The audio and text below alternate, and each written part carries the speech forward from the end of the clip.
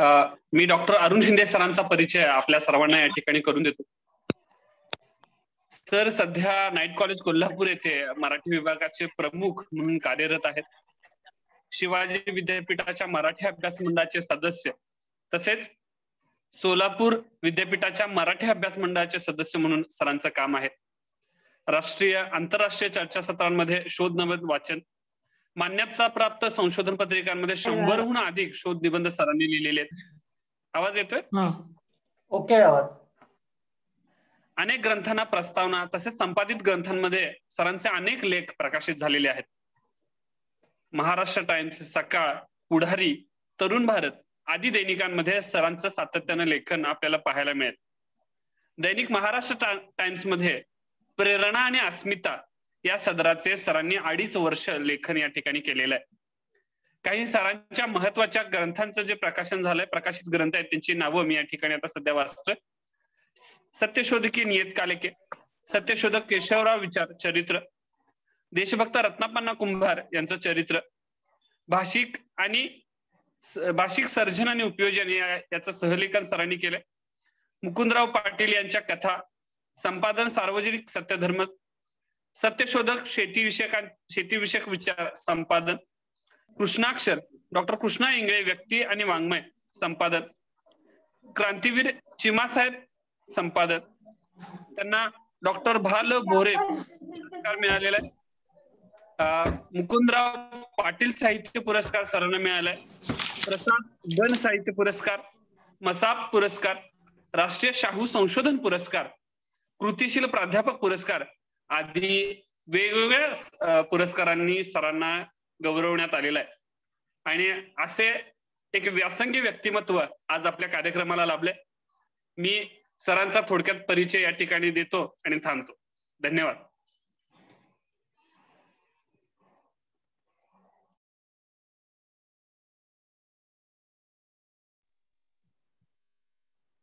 धन्यवाद साथी. आत्ताच आपल्या कार्यक्रमाला आपल्या महाराष्ट्र अंधश्रद्धा निर्मूलन समिती जिल्हा कोल्हापूरचे आता राज्याध्यक्ष झालेले राजाभाऊ शिरगप्पे हे आपल्या जॉईन झालेले आहेत मीटिंगसाठी. तर त्यांचं मी आपल्या वतीने सर्वांच्या वतीने स्वागत करतो. त्यानंतर आपले कार्यक्रमासाठी प्रमुख वक्ते प्राध्यापक डॉक्टर अरुण शिंदे सर यांना मी विनंती करतो की त्यांनी आपल्याला मार्गदर्शन करावं.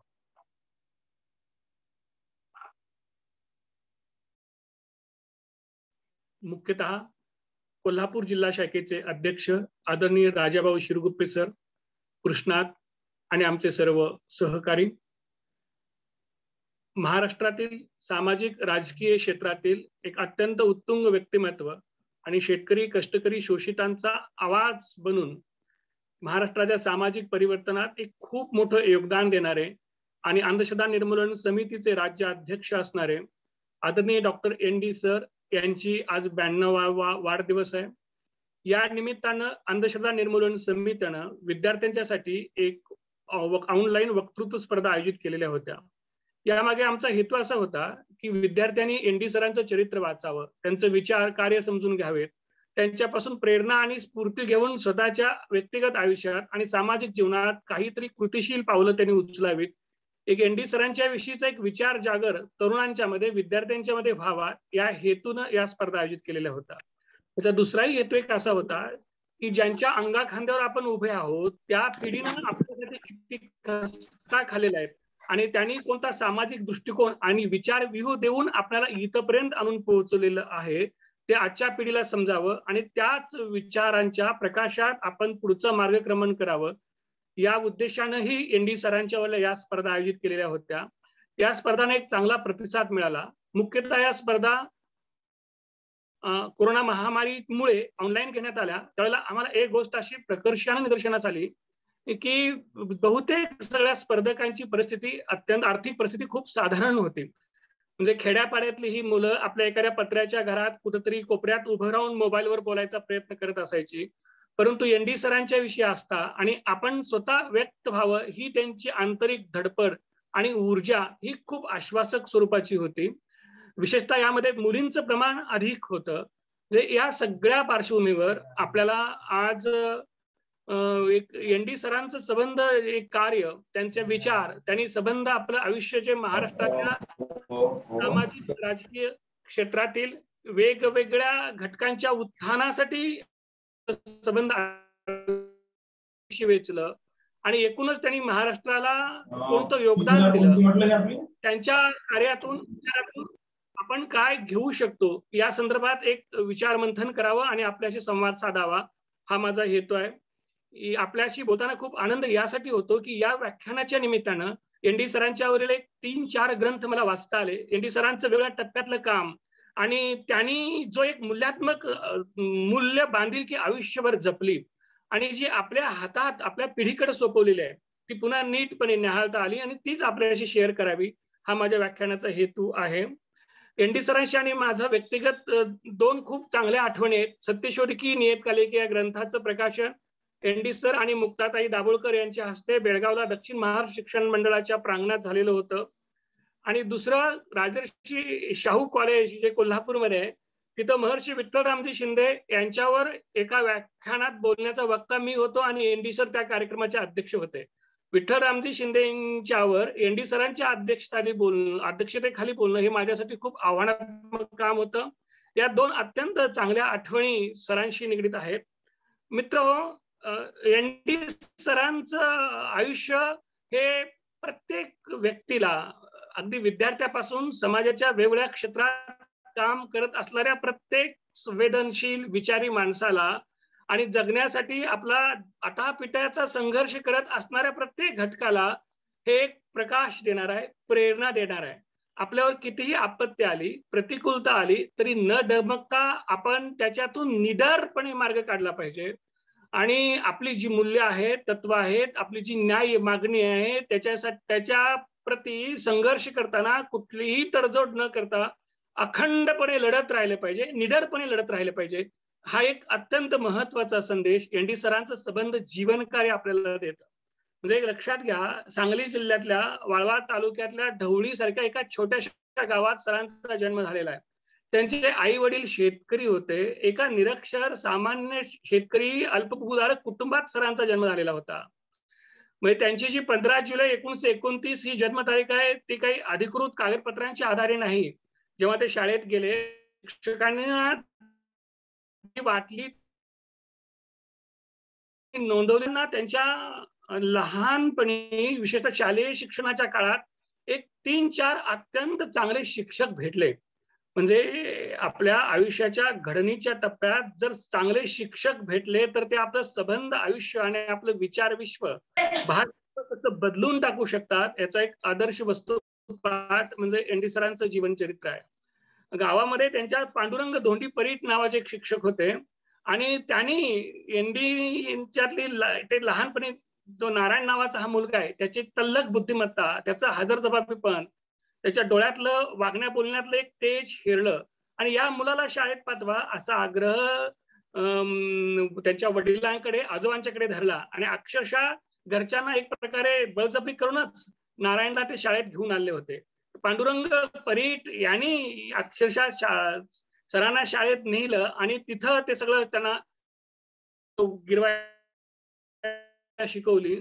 त्याच काळात दुसरे सावळाराम माळी नावाचे खूप चांगले शिक्षक त्यांना भेटलेले होते. या शिक्षकांनी त्यांच्यावर केलेलं प्रेम, त्यांना शिक्षणासाठी जे प्रेरित केलं आणि घरच्यांना एक त्यांच्या इच्छा जिद्द निर्माण केली, त्याचा एनडी सरांच्यावर खूप प्रभाव पडला. आज सुद्धा ते आपल्या सगळ्या शिक्षकांच्या विषयी कृतज्ञता व्यक्त करतात. 4थी पर्यंत शिक्षण गावात झाल्यानंतर जवळ असणाऱ्या बागणीच्या शाळेत हायस्कूलच्या शिक्षणासाठी ते गेले. तिथं जात असताना त्यांचे थोरले बंधू शंकरराव आणि नारायण हे दोघे जात होते. 7वी झाल्यानंतर नारायणाने शिक्षकाची नोकरी पत्करली आणि कुटुंबाची उदरनिर्वाहाची जबाबदारी स्वतःवर स्वीकारली. पुढचं शिक्षण मुलाला, बहुजन समाजातल्या मुलांना 7वी नंतर कुठलं आणि कोण शिकवते त्या काळामध्ये. मग नारायणचं शिक्षण थांबल्यात जमा होतं. अशा काळामध्ये परत परीट गुरुजी तिथं जात आहेत आणि आजोबांना वडिलांना समजावून त्यांनी पुढचं शिक्षणासाठी प्रवृत्त केलं. तिथून म्हणजे ढवळीपासून 8 किलोमीटर अंतरावर आष्टे नावाचं गाव आहे, तिथं कर्मवीर अण्णांनी रयत शिक्षण संस्थेची शाळा सुरू केली होती आणि त्या शाळेमध्ये नारायणला नेऊन घालण्यात आलं आणि तिथूनच रयत शिक्षण संस्था आणि कर्मवीर अण्णांची सावली सरांच्या अंगा खांद्यावर आणि विचारांच्यावर मुख्यतः पडत गेली. दुसरी एक बाब महत्वाची होती की त्या सगळ्या परिसरामध्ये सत्यशोधक चळवळीचा एक मोठा प्रभाव होता. किंबहुना सत्यशोधक चळवळ आणि सत्यशोधक चळवळीतूनच पुढे आकाराला आलेली प्रतिसरकार चळवळ, क्रांतिकारकांची जहाल चळवळ, हा सगळा त्या भागाचा एक बालेकिल्ला होता. आणि त्या सगळ्या वातावरणाचा प्रभाव अतिशय तरुण संवेदनशील असणाऱ्या एनडी सरांच्यावर पडत गेला. एक प्रकारे त्यांचा म्हणजे एनडींचा जो डीएनए घडला तो तिथल्या सत्यशोधकी विचारांच्या प्रभावात घडला, हे लक्षात घ्या. त्यामुळे आयुष्यभर त्या आपल्या विचारांशी कधी तडजोड त्यांनी केली नाही. त्या आष्ट्याच्या शाळेमध्ये त्यांचं माध्यमिक शिक्षण पूर्ण झाल्यानंतर पुढे कॉलेजच्या शिक्षणासाठी ते कोल्हापूरला आले. तिथं डॉक्टर आप्पासाहेब पवार, इंग्रजीचे professor doctor V K Gokak यांच्यासारखे अत्यंत बुद्धिमान, व्यासंगी आणि विद्यार्थ्यांना आपल्या विषयामध्ये निष्णात करण्याची इच्छा असणारे प्राध्यापक सरांना भेटले.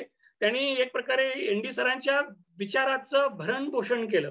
आणखी एक गोष्ट कोल्हापुरात राजाराम कॉलेजमध्ये घडली, ते म्हणजे इथल्या विद्यार्थी चळवळीचे त्यात सहभागी झाले. त्याचबरोबर कॉलेजच्या बाहेर असणारं कोल्हापूरचं जे पुरोगामी विश्व आहे, शाहू महाराजांनी या सबंध नगरीला जो एक विचार वारसा दिला आणि आधुनिकता आणि पुरोगामित्व ह्या शहराला, इथल्या प्रत्येक माणसाला जे प्रदान केलं ते पाझरत गेलं. तिथल्या वेगवेगळ्या चळामध्ये शंकरराव मोरे जे शेतकरी कामगार पक्षाचे नेते होते, ते जनसत्ता नावाचे वृत्तपत्र चालवत असायचे. जनसत्ताचे अंक इथं कोल्हापुरात यायचे. एनडी सर सायकलच्या कॅरेजवर जनसत्ताचे अंक टाकायचे, ते गट्टे घेऊन ते बस स्टँडवर जायचे आणि मोठ्यानं ओरडून जनसत्ताचे अंक विकत असायचे. म्हणजे एकीकडं एक विचाराचा, पक्षाचा प्रचार करणं, स्वतःच्या कष्टानं काही एक पैसे मिळवणं, आणि दुसरीकडे विद्यार्थी चळवळीत भाग घेणं, विद्यार्थ्यांचं संघटन करणं, याच्यातून त्यांचा कार्यकर्ता आणि एक प्रकारे नेता असा तो घडत गेला. बीएचं शिक्षण इथं पूर्ण होत आलेलं आहे. आणि याच काळामध्ये एक दुर्दैवी घटना अशी घडली की त्यांचे वडील आणि त्यांचे बंधू दोघे एकाच वर्षी वारले. कुटुंबावर हा खूप मोठा आघात होता, हे लक्षात घ्या. एका शेतकरी कुटुंबातले वडील आणि थोरल्या बंधूंचं एकाच वेळेला जर निधन होत असेल तर ते सबंध घर उघड्यावर पडतं. आणि अशा काळात शिक्षण संपल्यात जमा होतं, तेव्हा कर्मवीर अण्णा मदतीला धावले. अण्णा खुद्द दौडीला आले, एनडी सरांच्या आईना भेटले आणि ते म्हणले की मी तुम्हाला उघड्यावर पडून नाही देणार. त्यांनी नारायणाला आष्ट्याला घेऊन गेले आणि तिथं जे ट्रेनिंग स्कूल होतं तिथं इतिहास विषयाचे शिक्षक म्हणून त्यांची नेमणूक केली.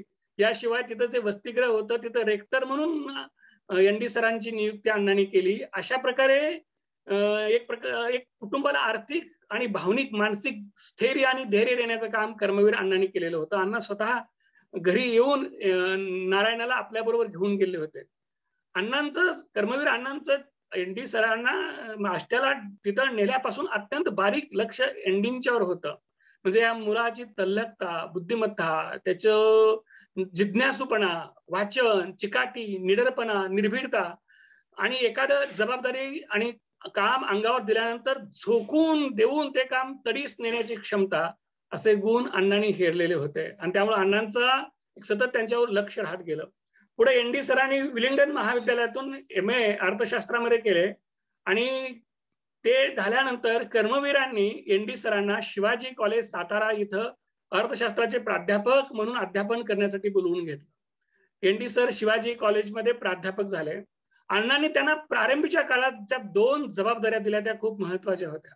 एक म्हणजे त्याच काळामध्ये सुरू झालेली आणि रयत शिक्षण संस्थेचं असाधारण वैशिष्ट्य ठरलेली कमा आणि शिका या योजनेचं प्रमुख पद एनडींच्याकडे दिलं आणि असं सांगितलं की या योजनेमध्ये 400हून अधिक मुलांनी भाग घेतलेला आहे. ही सगळी खेड्यापाड्यातली गोरगरिबाची पोरं आहेत.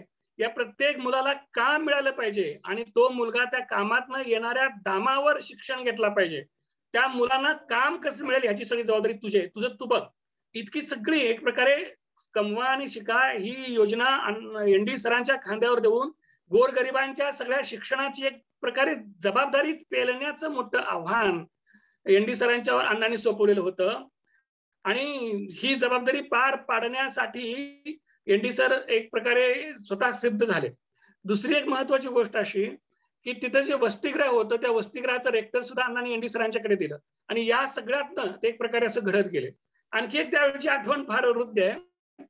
एनटी सरांना प्राध्यापक म्हणून काही एक वेतन मिळत होतं. पण दरम्यानच्या काळामध्ये एक अशी घटना घडली. एक दिवशी अण्णा तिथं पीजी पाटील शिकवायला होते. म्हणजे पीजी पाटील सर परदेशामध्ये शिकून आले आणि तिथं प्राध्यापक, इंग्रजीचे प्राध्यापक म्हणून अध्यापन करत होते. एनडी सर अर्थशास्त्राचे प्राध्यापक होते. एक दिवशी कर्मवीर अण्णा तिथं आले आणि म्हणाले की अमुक अमुक एका विद्यार्थ्याला परदेशामध्ये शिक्षणासाठी पाठवायचं आहे, त्याला 6,000 रुपये खर्च येणार आहे, त्याचे 3,000 रुपये मी गोळा करून आणून देतो आणि राहिलेले 3,000 तुम्ही दोघांनी द्यायचे आहेत. एवढंच अण्णा म्हणले. यांच्या उत्तराची वाट त्यांनी पाहिली नाही आणि अण्णा निघून गेले. आणि 8 दिवसांनी अण्णा परत आले आणि त्यांनी दोघांनाही बोलवलं आणि म्हटले की माझ्या वाटीचे 3,000 रुपये आणलेले आहेत, तुमच्या जवळचे 3,000 तुम्ही याच्यात भरा आणि हे 6,000 रुपये त्या मुलाच्या शिक्षणासाठीची व्यवस्था करा. ह्या काळात असं झालं होतं की या दोघांचा पगार होता 150 रुपये. 3,000 रुपये आणायचं कुठून हा प्रश्न पडला. त्यांनी सगळे प्रयत्न करून पाहिले. फार झाले 1,000 रुपये यांच्याकडे गोळा झाले होते. आणखी खूप प्रयत्न केले आणि 500 रुपये गोळा झाले. 1,500च्या पुढे यांची मजल जाईना. तेव्हा सरळ एनडी सरांनी स्वतःच्या पगारावर कर्ज काढलं आणि 3,000 रुपयाची जुळणी केली आणि पुढं त्या कर्जाचे हप्ते आपल्या पगारातून फेडलं. त्या क्षणापासून संस्थेसाठी जगणं, संस्थेसाठी आपलं वेतन, आपलं आयुष्य खर्ची घालणं ही एक धडाच कर्मवीर आणि एनडी सरांना घालून दिलेला होता. पीजीनेही तो आयुष्यभर पुढे पाळला आणि असा तो सगळा काळ जात होता. याच काळात काही महत्वाच्या घटनाही घडत होत्या. शेतकरी कामगार पक्षाची स्थापना 1948 साली झालेली होती. शंकरराव मोरे, केशवराव झेरे हे त्या सगळ्यामध्ये होते आणि शेकापच्या स्थापनेतले जे सगळी माणसं होती, शंकरराव मोरे, केशवराव झेरे किंवा भाई दाजीबा देसाई, उद्धवराव पाटील, राऊत, या सगळ्यांच्या विषयी एनडी सरांना विलक्षण आदरभाव होता. शेकापची उभारणी करण्यासाठी त्यांनी आपल्या परीनं काम करायला सुरुवात केली होती. पण दरम्यान असं घडलं की ज्यांनी शेकाप पक्ष स्थापन केला ते पहिल्या फळीतले नेते 1955-56च्या आसपास शेकाप पक्ष सोडून काँग्रेसमध्ये जायला सुरुवात झाली. त्यामुळे शेकाप पक्षाच्या पुढे अस्तित्वाचा प्रश्न निर्माण झाला. एके दिवशी बेळगावचे भाई दाजीबा देसाईंनी सरळ सातारा गाठलं. एनडी सरांना एका खोलीत बोलवलं आणि सांगितलं की पक्षाच्या अस्तित्वाचा प्रश्न आहे, पक्ष मोठ्या संक्रमणाच्या अवस्थेतनं जातोय, तेव्हा पक्ष वाचवण्यासाठी तो पक्षाचं पूर्णवेळ काम करावंसं असं मला वाटतं. एनडी सरांनी खूप विचार केला. एकीकडे प्राध्यापक पदाची नोकरी होती, सुखासीन सुरक्षित जीवनशैली होती आणि दुसरीकडे हे सगळं सोडायचं होतं. पक्ष आणि पक्षाची ध्येय धोरणं आणि पक्षाने जे महाराष्ट्राला शेतकरी कामगार गरीब वर्ग केंद्रस्थानी ठेवलेला होता आणि त्यांच्यासाठी व्यवस्था परिवर्तनाचा विडा उचललेला होता, त्याच्यामध्ये आपण सहभागी व्हायचं का, असा एक द्वंद्व त्यांच्या मनामध्ये निर्माण झाला. त्यांनी मनातल्या मनात निर्णय घेतला. नोकरी सोडायचं ठरवलं, परंतु आपण नोकरी सोडतोय हे कर्मवीर अण्णांना सांगणं शक्य नव्हते ते, कारण अण्णांच्याकडे जर ते गेले असते तर अण्णांनी त्यांना कदापि नोकरी सोडू दिली नसते. आणि म्हणून एके दिवशी त्यांनी कुणाला न सांगता आपल्या नोकरीचा राजीनामा दिला आणि ते थेट मुंबईला निघून गेले.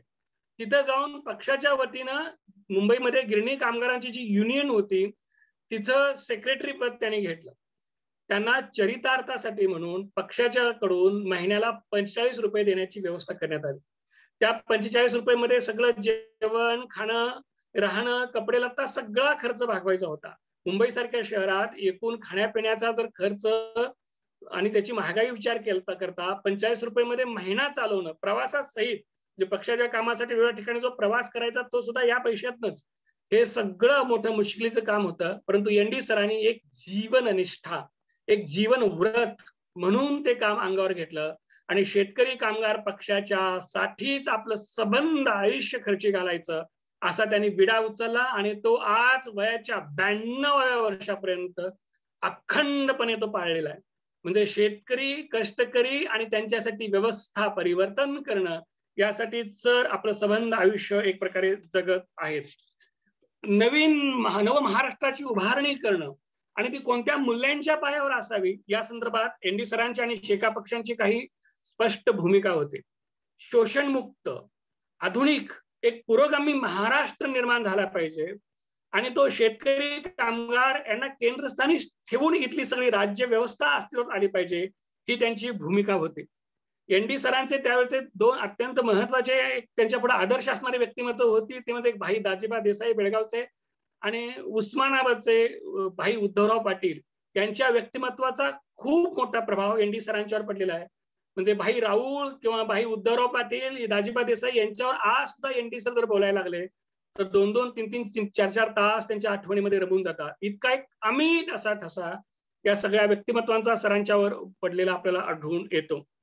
शेतकरी कामगार पक्षाच्या वतीनं त्यांनी अनेक आंदोलनं आणि लढे उभा केलेले आढळून येतात. किंबहुना एन डी सरांचं सबंध आयुष्य म्हणजे चळवळी आणि लढे. चळवळीचा महामेरू बहुत जनांसी आधारू असं एखाद्या पंक्तीत त्यांचं आपल्याला समर्पकपणे वर्णन करता येईल. शेका पक्षानं स्थापनेपासूनच संयुक्त महाराष्ट्राच्या आंदोलनाचं एक रणशिंग फुकलेलं होतं. लक्षात घ्या, संयुक्त महाराष्ट्राच्या लढ्याचा प्रारंभ आणि त्याचा सगळ्यात मोठा जोर शेतकरी कामगार पक्षाने लावलेला होता. परंतु संयुक्त महाराष्ट्राचा जो लढ्याचा इतिहास आहे त्याच्यामध्ये हे काम दुर्लक्षित राहिलेलं आहे. म्हणजे बेळगाव आणि कोल्हापूर जिल्ह्यात, विशेषतः बेळगाव परिसरामध्ये भाई दाजीबांच्या देसाईंच्या नेतृत्वाखाली खूप मोठं आंदोलन झालेलं आहे. तिकडे उद्धवराव पाटलांनी उस्मानाबाद आणि त्या बिदर भालकी परिसरामध्ये मोठं आंदोलन उभं केलेलं होतं. विशेषतः 1959 साली भाई दाजीबा देसाईच्या नेतृत्वाखाली बेळगाव परिसरातल्या 150 गावांच्या गावामध्ये साराबंदीचं अभूतपूर्व मोठं आंदोलन झालं. म्हणजे 150 गावातल्या शेतकऱ्यांनी सरकारला सारा द्यायचं नाकारलं, सरकारशी पूर्णपणे असहकार केला. हे मोठं दीर्घकाळ आंदोलन चाललेलं होतं, लक्षात घ्या. बारडोलीचं शेतकऱ्यांचं आंदोलन आपल्याला माहित आहे की ते बारडोलीच्या शेतकऱ्याच्या आंदोलनामुळे वल्लभभाई पटेल हे सरदार म्हणून पुढे प्रसिद्धीला आले आणि पुढे देशाचे गृहमंत्री झालेले होते.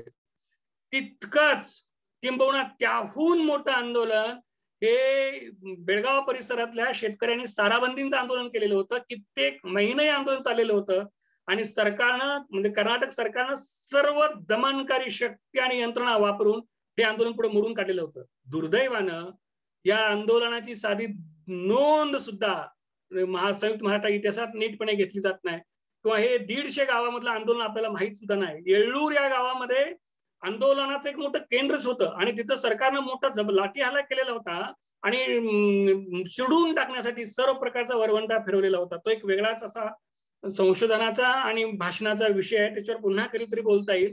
पण एन डी सर या सगळ्या आंदोलनामध्ये अग्रभागी होते, दाजीबांच्या बरोबर होते आणि दाजीबांच्या खांद्याला खांदा लावून काम करत होते. संयुक्त महाराष्ट्राच्या लढ्यामध्ये 4 वेळेला एन डी सरांना अटक केली होती. त्यांनी एके ठिकाणी असं म्हटलेलंच आहे की माझ्या सगळ्या आयुष्यात वेगवेगळ्या आंदोलनामध्ये आणि लढ्यामध्ये महाराष्ट्रातले जवळजवळ सगळे तुरुंग आणि कर्नाटकातले काही तुरुंग मला परिचयाचे झालेले आहेत. इतकं लढे, आंदोलना, अटक, लाठी हल्ले या सगळ्या गोष्टी त्यांच्या रोजच्या जगण्याचाच भाग झालेला होता. आणि हे सगळं सामान्यांना, कष्टकऱ्यांना, वंचितांना, पीडितांना न्याय मिळवून देण्यासाठी हा माणूस अहोरात्र पळत होता, अष्टोप्रहर झुंजत होता, पायाला भिंगरी लावून सगळा प्रदेश ना प्रांत प्रांत पिंजून काढत होता आणि हे सगळं स्वतःच्या पैशानं करत होता. हे लक्षात घ्या. एन डी सरांचं आणखी एक वैशिष्ट्य सांगतो, 23 वर्ष ते आमदार होते. आमदार म्हणून दोन्ही सभागृहामध्ये काम केल्यानंतर त्यांना निवृत्ती वेतन आमदारांना मिळतं, ते आजही मिळतं. प्राध्यापक म्हणून काम केल्याचंही काही एक निवृत्ती वेतन मिळतं. तेव्हापासून म्हणजे निवृत्ती वेतन मिळत असल्यापासून आज अखेरपर्यंत सगळं त्यांनी ते मानधन सामाजिक कार्यासाठी दिलेलं आहे. त्यातला एक पैसा सुद्धा स्वतःसाठी किंवा कुटुंबियासाठी वापरलेला नाही. दुसरी एक आठवण या निमित्तानं सांगतो की 1972 साली ते विधान परिषदेची विरोधी पक्षनेता झाले. आधी विधान परिषदेमध्ये आमदार होते. आमदार असताना त्यांना 300 रुपये मानधन होतं आणि विरोधी पक्ष नेता झाल्यामुळे 1800 रुपये मानधन झालं आणि एकदम 1500 रुपयाचं मानधन वाढलं. तेव्हा हे वाढलेल्या पैशाचं काय करायचं हा सरांच्या पुढे प्रश्न निर्माण झाला. कारण पहिल्या 300 रुपयामध्ये त्यांचा सगळा खर्च भागत होता. मग त्यांनी ते वरचे जे 1500 रुपये वाढलेले होते ते वाढलेलं काय करायचं असा प्रश्न निर्माण झाल्यावर त्यांना हे लक्षात आलं की पक्ष कार्यासाठी राबणाऱ्या आपल्या गोरगरीब कार्यकर्त्यांचे चेहरे त्यांच्या डोळ्यापुढे आले. जे गरीब आहेत आणि गरजू आहेत अशा कार्यकर्त्यांची नावं त्यांनी काढली आणि त्याच्या गरजेनुसार आणि गरिबीनुसार मग कुणाला 100, 200, 300 असं महिन्याकाठी द्यायचं, असं 1500 रुपये देण्याचा एक अभूतपूर्व असा एक पायंडा त्यांनी पाडलेला आढळून येतो. कल्पना करा, कुठला आमदार आणि कुठला मंत्री आपल्याला वाढीव वेतनातला पगार आपल्या गोरगरीब कार्यकर्त्यांना देणार आहे. असं सर अत्यंत त्यागपूर्वक जगत होते. म्हणजे जगणं, वागणं आणि बोलणं ह्याच्यात 100% एक वाक्यता. उक्ती आणि कृतीत कसलंही अंतर नाही. कमालीची नैतिकता, व्यक्तिगत जीवनातली आणि सार्वजनिक जीवनातली नैतिकता आणि पारदर्शकता ही अगदी आरशासारखी स्वच्छ लखलखीत असायची. त्यामुळे लोकांचा एनडीच्या शब्दावर प्रचंड विश्वास असायचा. उपासमार विरोधी आंदोलन झाले 1964च्या म्हणजे 1962-63-64 या काळामध्ये अन्नधान्याची मोठी टंचाई निर्माण झाली, महागाई वाढली, लोकांना खायला मिळेना, लोक त्रस्त झाली. त्यामुळे महाराष्ट्रातल्या सगळ्या विरोधी पक्षांनी एकत्र येऊन महागाई विरोधी एक कृती समिती स्थापन केलेली होती आणि एक मोठं आंदोलन निर्माण झालेलं होतं. त्या महागाई विरोधी आणि उपासमार विरोधी कृती समितीचं नेतृत्व एनडी सरांच्याकडे आलेलं होतं. अनेक ठिकाणी त्यांनी महाराष्ट्रात सभा घेतल्या, लोकमत संघटित केलं, सरकारला रेशन किंवा माध्यम रेशनद्वारे धान्य देणारा स्वस्त धान्य दुकानातून लोकांना धान्य पुरवठा करण्यासाठी एक प्रकारे भाग पाडलं. या काळात सरकारनं एनडी सरांना अटक केलं आणि येरवड्याच्या तुरुंगात टाकलेलं होतं. अशी अनेक आंदोलन आहेत. विशेषतः शेतकरी कामगार पक्षानं जे महत्वाचं आंदोलन केलेलं होतं ते म्हणजे शेतीमालाला किफायतशीर मिळाला पाहिजे, दर हमी भाव मिळाला पाहिजे. आज सुद्धा आपण पाहतो की हमी भाव मिळाला पाहिजे. शेतकरी संघटनेची मागणी आहे की उत्पादन खर्चापेक्षा 1.5 पट हमी भाव मिळाला पाहिजे. परंतु ही शेका पक्षाच्या स्थापनेपासून मागणी होती आणि हमी भाव मिळवण्यासाठी शेतकरी पक्षानं लाखो लोकांचे मोर्चे विधानसभेवर अनेक वेळेला असंख्य वेळेला काढलेले आहेत, तहसील कार्यालयावर काढलेले आहेत, जिल्हाधिकारी कार्यालयावर काढलेले आहेत. आणि एनडी सरांनी शेतकऱ्यांना हमी भाव कसा या संदर्भात एक अत्यंत 1970 साली लिहिली शेतकऱ्यांच्या हमी भावाची कैफियत या नावाची ती पुस्तिका आहे. अलीकडेच गेल्याच वर्षी ती पुस्तिका परत टी.एस. पाटील सरांनी पुनर्प्रकाशित केलेली आहे. त्याच्यामध्ये हमी भाव कसा द्यावा हे सांगितलेलं आहे. त्याच्यामध्ये 8-9 निकष त्यांनी सुचवलेले आहेत. ते आज सुद्धा उपयुक्त आहेत. म्हणजे शेतकऱ्याचं सगळं कष्ट त्याला जो सगळा खर्च येतो तो सगळ्या प्रकारचा खर्च त्याच्यामध्ये गृहीत धरावा. म्हणजे त्या जमिनीची किंमत बाजारभावानं करून त्याच्यावरचं व्याज, शेतकऱ्याने शेतीसाठी घेतलेली अवजारं, त्यासाठी केलेल्या खर्चावरलं व्याज, त्याची बैल किंवा ट्रॅक्टर, अवजार, नांगरणी जो काही खर्च येत असेल तो सगळा खर्च, जमीन महसूल, बी बियाणं, कीटकनाशक, जंतुनाशक, विहीर खोदण्यासाठी आलेला खर्च, बोर, पाईपलाईन या सगळ्याचा खर्च, त्याचा घसारा, अशा अनेक गोष्टी, मजुरांची मजुरी, शेतकऱ्याच्या स्वतःची त्याची मजुरी, कुटुंबियांची मजुरी, असे 10 मुद्दे त्यांनी सुचवलेले होते. आणि या सगळ्या गोष्टी धरून त्याचा उत्पादन खर्च काढावा आणि त्याच्यावर आधारित त्याला हमी भाव द्यावा अशी त्यांनी योजना सांगितलेली होती. त्या काळातले जर काही दर जे किंमत होती ती कमी जर आपण बाजूला साली तांत्रिक गोष्टी, तर त्यांनी सुचवलेले निकष आज सुद्धा शेतकऱ्यांचे हमी भाव, शेतकऱ्यांना हमी भाव देण्यासाठी उपयुक्त आहेत. इतकी महत्वाची ती पुस्तिका आहे. आपण सुद्धा आवर्जून ही पुस्तिका वाचावी असं मला सांगावंसं वाटतं. एनडी सरांचं आणखी खूप मोठं काम शेतकऱ्यांसाठीच म्हणजे कापूस एकाधिकार योजना. विशेषतः विदर्भामध्ये खूप मोठ्या प्रमाणात कापूस पिकत होता आणि व्यापारी आणि दलाल हे शेतकऱ्यांचा कापूस बाजारात आला की मुद्दाम भाव पाडायचे, कवडी मोलानं शेतकऱ्यांकडून कापूस खरेदी करायचे आणि पुढं वारेमाप दरानं तो कापूस विकायचे आणि प्रचंड नफा कमवायचे. त्यामुळे जो पिकवतोय तोच उपाशी, जो पिकवतोय त्याच्या अंगावर कपडे नाहीत अशी अवस्था होती. आणि मुखी बिचारी कुणीही हाका अशी शेतकऱ्यांची अवस्था, संघटित नाहीत. तेव्हा शेका पक्षानं मागणी केलेली होती की कापूस एकाधिकार योजना सुरू करा. वसंतराव नाईक मुख्यमंत्री असताना 1972 साली कापूस एकाधिकार योजना सुरू झाली, परंतु ते त्यांना नीट चालवता आली नाही. पुढे ते 2 वर्ष चालली, पुढे काही काळ स्थगित केली, पुन्हा सुरू केली, असं सतत हे सुरू होतं. 1978 पर्यंत ते कापूस एकाधिकार योजना सुरू असणं आणि कशी चालवावं हा सरकार पुढे प्रश्न होता. 1978 साली महाराष्ट्रात पुलोचं मंत्रिमंडळ आलं आणि त्याच्यामध्ये एनडी सर शेतकरी कामगार पक्षाला सहभागी होण्याचे आवाहन करण्यात आलं. शरद पवार मुख्यमंत्री झालेले होते आणि एनडी सरांनी सहभागी होण्यासाठी एक अट घातली. ती म्हणजे जर तुम्ही कापूस एकाधिकार योजना सुरू करणार असाल तर मी मंत्रीपद स्वीकारेन आणि सरकारमध्ये सहभागी होईल. ही अट मान्य करून ते कापूस एकाधिकार योजनेमध्ये ते सरकारमध्ये सहभागी झाले होते आणि मंत्री झाल्यानंतर त्यांनी कापूस एकाधिकार योजना सुरू केली. परंतु केंद्र सरकार जो कापसाचा हमी भाव देत होतं त्याच्यापेक्षा 20% अधिक हमी भाव राज्य सरकारने द्यायचा असा कायदा केला. आणखी एक महत्वाची गोष्ट अशी होती की शेतकऱ्यांनी त्या कापूस खरेदी केंद्रावर कापूस घातल्यानंतर 24 तासाच्या आत त्याला तो सगळा त्याचा पैसा दिला गेला पाहिजे. नाही दिला तर जितका विलंब होईल त्या विलंब काळातलं 12% व्याज सरकारनं शेतकऱ्यांना द्यायचं. अशी एक अभूतपूर्व अशी योजना होती आणि पुढे 20 वर्ष ही कापूस एकाधिकार खरेदी योजना सुरू होती. आज सुद्धा ती खरेदी योजना सुरू आहे, लक्षात घ्या. मंत्री म्हणून त्यांनी केलेलं ते महत्वाचं काम होतं. आणखी एक महत्वाची गोष्ट अशी की शिक्षण हा एनडी सरांचा तर एक श्वासच आहे.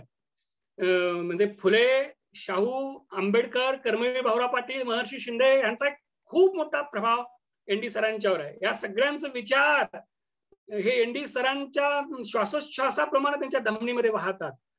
कार्ल मार्क्सचा त्यांच्यावर मोठा प्रभाव आहे. त्यामुळं बहुजन समाजाला जर त्याच्या सगळ्या गुलामगिरीतनं मुक्त करायचं असेल, त्याला त्याच्या शोषणाची जाणीव करून द्यायचं असेल, तर त्याला शिक्षण दिलं पाहिजे आणि शिक्षण त्याला विचार करणार दिलं पाहिजे.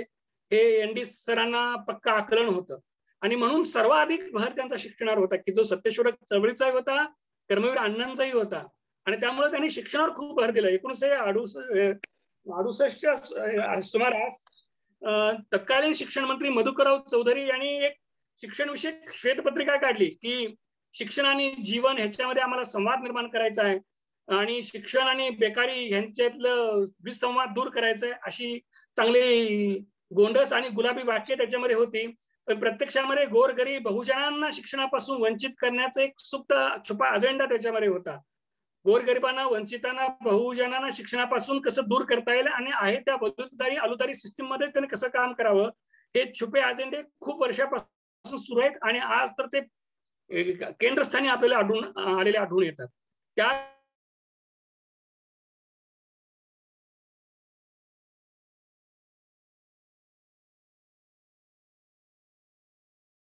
केलं. बाळासाहेब देसाईंना ही गोष्ट त्यांनी समजावून सांगितली. बाळासाहेब देसाईंना पटली. त्यांनी सांगितलं की एनडी असं करा,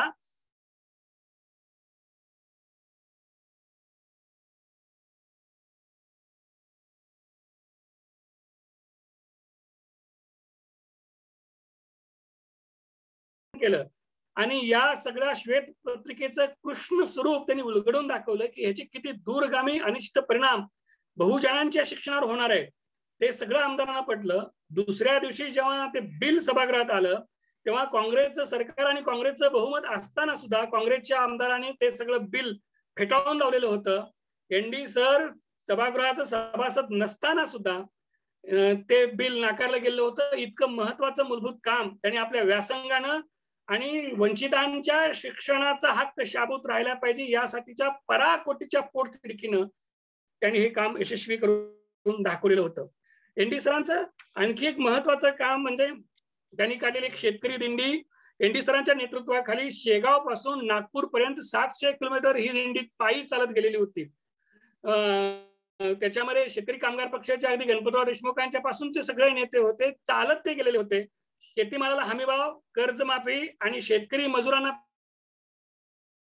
पेन्शन मिळाली पाहिजे अशा सरकारच्या प्रकारच्या त्या मागण्या होत्या.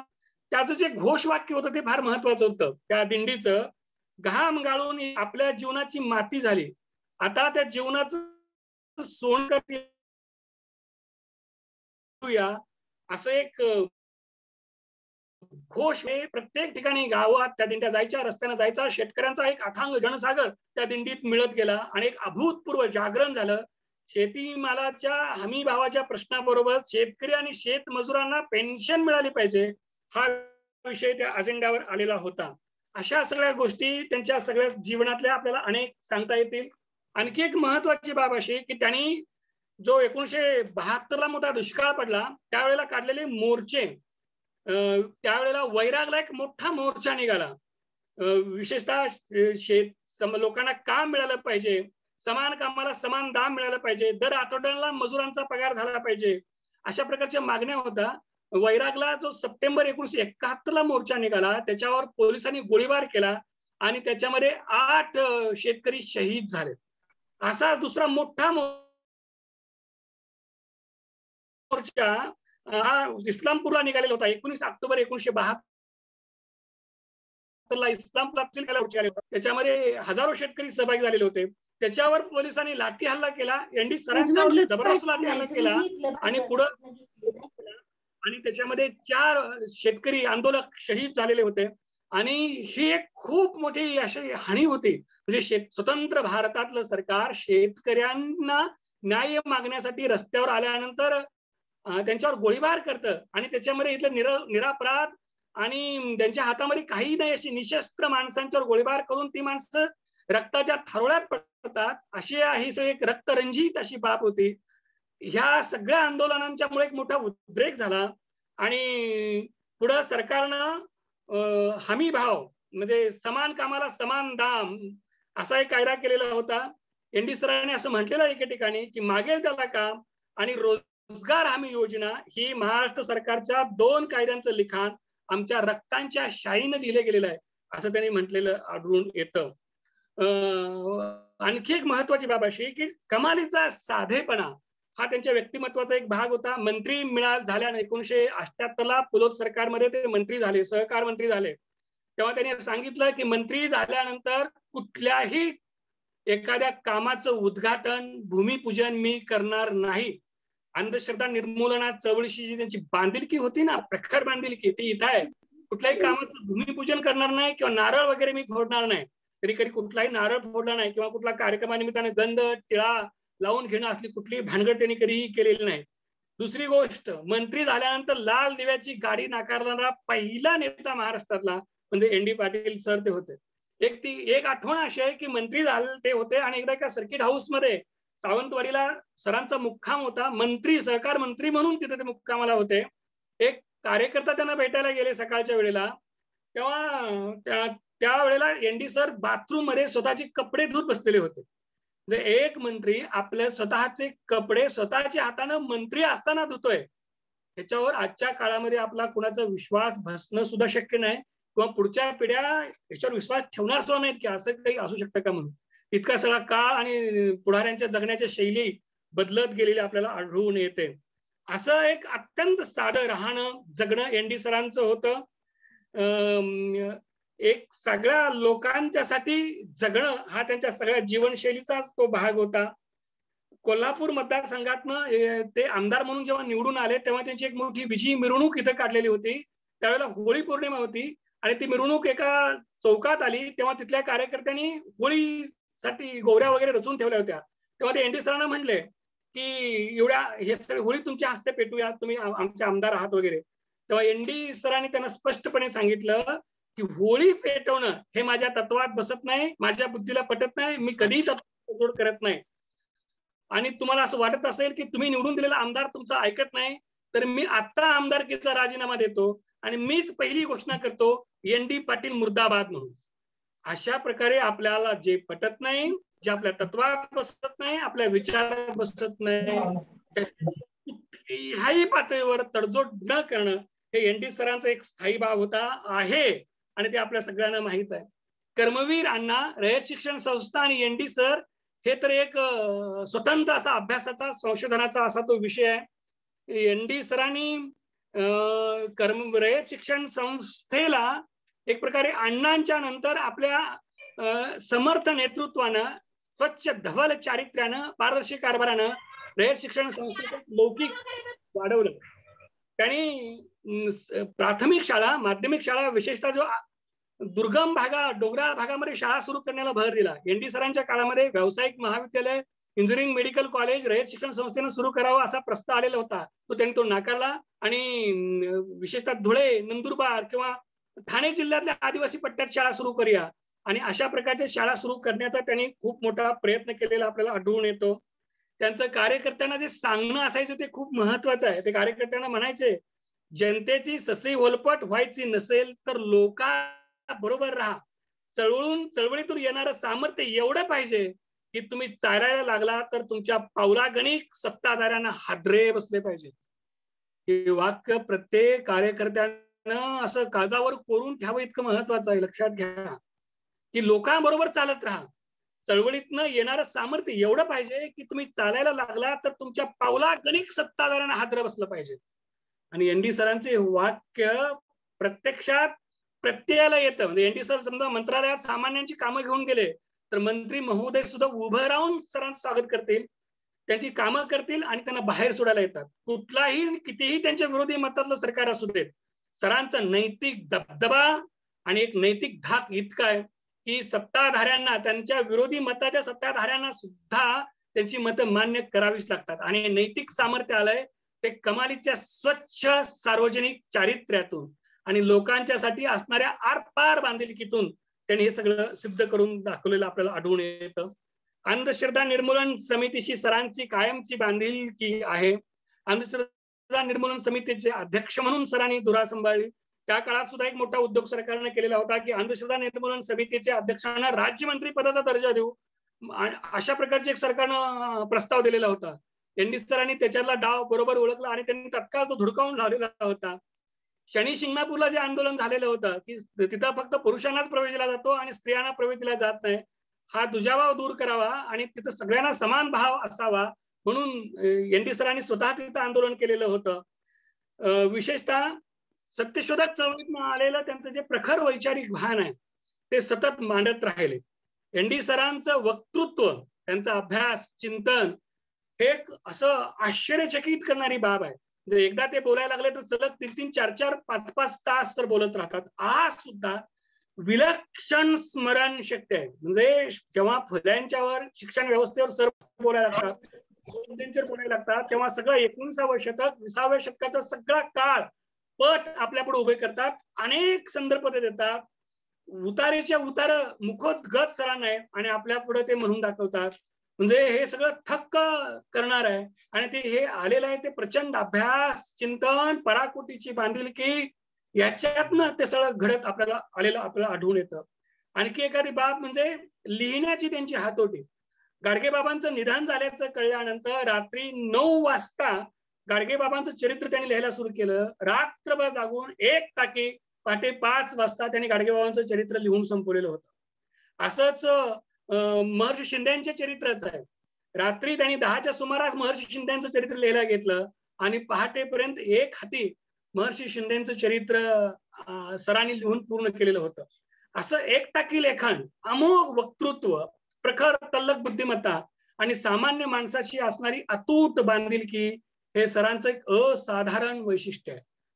सर काय वाटतात आपल्या सामान्य माणसाला किंवा महाराष्ट्रातल्या गोरगरिबाला, कुठल्याही शोषिताला, वंचिताला आपले वाटतात. ज्या महाराष्ट्रातल्या सगळ्या परिवर्तनवादी चळवळी आहेत, सामाजिक न्यायासाठी लढणारे घटक आहेत, शोषित वंचित आहेत, मग तिथलं खंडपीठातलं आंदोलन असू देत किंवा टोल मुक्ती लढा असू देत, एनरॉनचं आंदोलन, सेज विरोधी आंदोलन किंवा वीज बिला संदर्भातला कुठलाही लढा, ज्यांच्यावर अन्याय होतोय अशा त्या प्रत्येक शोषित, पीडित, अन्यायग्रस्त समूहाला असं वाटतं की एनडी सर ह्याच्यात आले पाहिजे. एनडी सरांनी जर या आंदोलनाचं नेतृत्व घेतलं तर हे आंदोलन यशस्वी होऊ शकतं. सत्ताधाऱ्यांच्यावर किंवा अन्यायकर्त्यावर याचा धाक निर्माण होतो आणि आपल्याला एनडी सर असतील तरच न्याय मिळू शकेल, अशी सगळ्या अन्यायग्रस्तांची, पीडितांची खरी खुरी भावना असते. हे सगळं जो एक पीडितांना जो अखेरचा आधार आणि श्वास आणि दिलासा एनडी सर वाटतात, हे त्यांचं खूप मोठं योगदान आहे, लक्षात घ्या. सरांचं आपल्यात असणं म्हणजे आपल्याला न्याय मिळणं असणं, ही सगळ्या लोकांची भावना आहे. मित्र हो, एनडी सरांनी जे आपल्याला दिलेलं आहे ते पुढे घेऊन जाणं ही आपली जबाबदारी आहे. म्हणून एनडी सरांचं चरित्र आपण वाचूया. त्यांनी केलेली आंदोलनं, त्यांचा मूल्यात्मक दृष्टिकोन, प्रखर तत्वनिष्ठा, फुले, शाहू, आंबेडकर, कर्मवीर अण्णा, महर्षी शिंदे, मार्क्स या सगळ्या विचारांच्यातनं तावून सुलाखून जे सत्व आहे आणि जे आजच्या काळाला उपयुक्त आहे ते पुढे नेण्याचा त्यांचा दृष्टिकोन, हे सगळं आपण समजून घेऊया. आपण जिथं असू, ज्या गावात, ज्या क्षेत्रात, ज्या भूभागात, तिथं जो अन्याय असेल त्याच्या विरोधात आपण लढत राहूया, आपला आवाज उठवत राहूया. शेवटी आपण एनडी सरांची जी एक सगळ्यात आवडती कविता आहे, माझ्या माणसानो, ही कविता मी तुमच्या समोर ठेवतो. या कवितेतली जी भावना आहे आणि जे आवाहन आहे ते आज सुद्धा समकालीन आपल्या सगळ्यांसाठी मार्गदर्शक आहे. ही कविता आपल्या समोर ठेवतो आणि मी थांबतो. या जयंत गडकरींची ही कविता एनडींची अत्यंत आवडती कविता आहे. माझ्या माणसानो, जन्माला आलात ना तेव्हा कुणाच्याच छातीवर जानवे नव्हते, कुणाच्याच मनगटात कडे नव्हते, कुणालाच बाप्तिस्मा दिलेला नव्हता, कुणाचीच सुनता केलेली नव्हती, कुणाच्याच बगलेत पैशाच्या पिशव्या नव्हत्या, कुणाच्याच काखेत भिकेची जोडी नव्हती. जन्माला येताना तुम्ही केलेल्या आकांताची भाषा तर एकच होती. माझ्या माणसानो, जात, धर्म, भाषा, भेद विसरून जेव्हा तुम्ही प्रगतीची वाटचाल करत असाल तेव्हा तुम्हाला भेटतील मलाही भेटलेल्या त्या शक्ती, परंपरांची झूल पांघरणाऱ्या, भेदभावांची भूल घालणाऱ्या, अहंकाराचे निखारे फुलवणाऱ्या आणि तुम्ही सावध नसाल तर शत्रूऐवजी एकमेकांची कत्तल कराल. माझ्या माणसानं, विचारशक्तीला रजा देऊ नका, सरकारांचे गुलाम होऊ नका. तुमच्यातील माणसाचा खून सैतानालाच काय, पण तुमच्या देवालाही देऊ नका. मित्र हो, एनडी सरांचं विचार आणि कार्य पुढे चालवणं ही सरांना आपण सर्वांनी दिलेली सर्वोत्तम भेट असेल. आपण सर्वजण एनडी सरांना ही भेट देऊया अशी अपेक्षा व्यक्त करतो. इथे थांबतो. धन्यवाद. धन्यवाद साथी. कर्मवीर अण्णांच्या सानिध्यात, विचारांच्या सानिध्यात लहानाचे मोठे झालेले